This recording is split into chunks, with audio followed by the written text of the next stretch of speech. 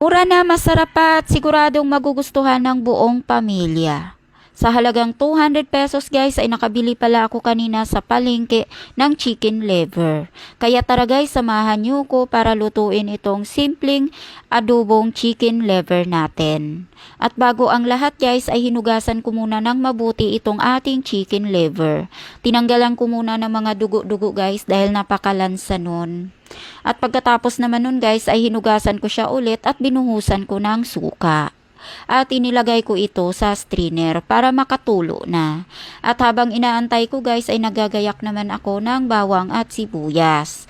At habang nagagayak ako guys ay nag-iisip na naman ako kung ano na naman ang uulamin namin mamaya. Napaka-challenge talaga to araw-araw sa ating mga mamis. Ang mag-isip kung ano na naman ang susunod nating lulutuin. Kaya kung pansin nyo guys sa mga videos ko, pagka namalingki ako ay nakaseparate na lahat ng mga ulam namin. Para hindi na ako mahirapan mag-isip guys kung ano ang susunod kong lulutuin. Pero minsan guys, hindi maiwasan ay sumasaglit talaga ako sa palengke. Dahil mas gusto ko guys gulay. Yung mga anak ko lang kasi guys ang mahilig talaga sa karne, lalo na pagkapambaon sa school. At mabalik tayo sa ating ginagawa guys, malapit na palang maluto itong ating chicken liver.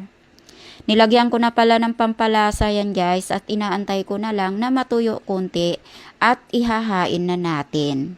So hanggang dito na lang guys, thank you for watching.